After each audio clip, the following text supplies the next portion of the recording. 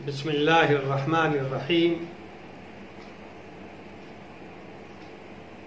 6 दिसंबर 1992 को दिन की रोशनी में बाबरी मस्जिद को शहीद कर दिया गया। बाबरी मस्जिद की ये शहादत किसी एक इमारत को तोड़ना नहीं था, बल्कि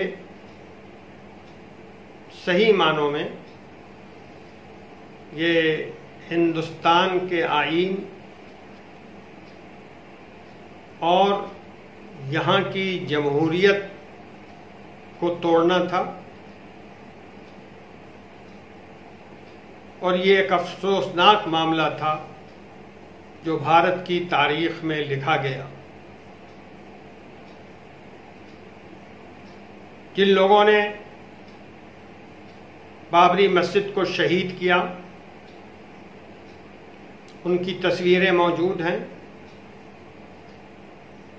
जिनमें बहुत से रज़ाकार भी थे जो मस्जिद की गुंबद पर, उसकी छतों पर, उसकी दीवारों पर चढ़े हुए थे। और वहीं करीब में बीजेपी के बड़े बड़े लीडर भी मौजूद थे, खुशी मना रहे थे। और न सिर्फ ये कि उनके चेहरे पर मुस्कुराहट थी, बल्कि बाज़ औरतों ने एक बड़े लीडर के गले में अपने हाथों का हार बना लिया।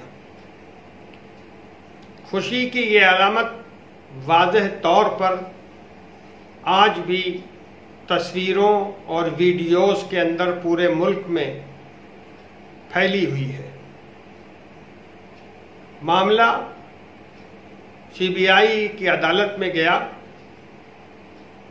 और तफ्तीश के दौरान जो लोग मुजरिम समझे गए, उनकी एक लंबी फहरिस्त बनी और उनके खिलाफ मुकदमा चलाया गया। और ये मुकदमा सीबीआई की अदालत में चला। लंबा अरसा गुजरा और भारत को 28 साल तक इस मुकदमे के फैसले का इंतजार करना पड़ा। जब फैसला आया तो भारत ने देखा कि सारे मुल्ज़िमीन, जिन लोगों ने ये हरकत की थी, उनको बरी कर दिया गया। मेरा एहसास ये है कि ये जजमेंट एक बेबुनियाद जजमेंट है, जिसमें शहादतों को नज़रअंदाज किया गया है और कानून का भी पासो लिहाज नहीं रखा गया है। ये फैसला उसी ज़हनियत का आईनेदार है जो ज़हनियत हुकूमत की है और जिसका इजहार बाबरी मस्जिद केस में सुप्रीम कोर्ट के जजों ने किया था। सुप्रीम कोर्ट ने तो इतना किया कि अपने फैसले में कई वाज़ेह हकीकतों को तस्लीम किया। फिर जो जजमेंट दिया वो इंसाफ के चेहरे पर बड़ा स्याह धब्बा है। सीबीआई की अदालत ने सारे मुजरिमीन को बरी कर दिया, जबकि पूरे मुल्क में वीडियो और तस्वीरें मौजूद हैं जो साफ बताती हैं कि मुजरिम कौन है और बाबरी मस्जिद की शहादत की साजिश और कार्रवाई में कौन लोग शरीक हैं। बाबरी मस्जिद की शहादत के बाद एक मौके पर 1994 में सुप्रीम कोर्ट के 5 जजों ने वाज़ेह किया था कि बाबरी मस्जिद की शहादत एक कौमी शर्मिंदगी है, नेशनल शेम है और कानून की हुक्मरानी और आईनी तरीक़ेकार के लिए बहुत बड़ा धचका है। सुप्रीम कोर्ट के जज साहिबान ने यह भी कहा था कि 500 साल पुराना ढांचा तोड़ दिया गया, जिसकी हिफाजत की जिम्मेदारी स्टेट गवर्नमेंट के हाथों में थी। लोगों को याद होगा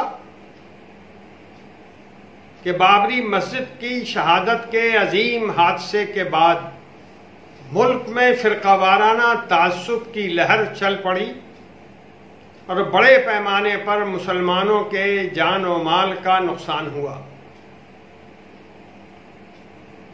सीबीआई अदालत का यह फैसला मस्जिद की शहादत की जिम्मेदारी किसी पर नहीं डालता। तो क्या वो सारा मजमा और वो सारे लोग जो बीजेपी में बहुत बड़ी हैसियत के मालिक रहे हैं, मस्जिद को शहीद नहीं किया? या किसी गैबी ताकत ने मस्जिद की इमारत को नेस्त व नाबूद कर दिया? और ये सारे मुजरिमीन जो मस्जिद को शहीद करने में शरीक थे और जिन्होंने मस्जिद के गिराने की साजिश की, वो सिर्फ वहां तमाशा देख रहे थे। ये फैसला नाइंसाफी की तारीख में एक मिसाल की हैसियत से पेश किया जाता रहेगा। फैसला तो आ चुका, लेकिन एक काम अभी बाकी है जो सीबीआई के जिम्मे है। सीबीआई को इस मरहले में ईमानदारी जाहिर करनी चाहिए और ऊपर की अदालत में मुकदमा दायर करना चाहिए। मुकदमे को सही तौर पर ऊपर की अदालत में पेश करना चाहिए और आईन के मुताबिक फैसला हासिल करना चाहिए। ये सीबीआई की कल भी जिम्मेदारी थी और ये सीबीआई की आज भी जिम्मेदारी है।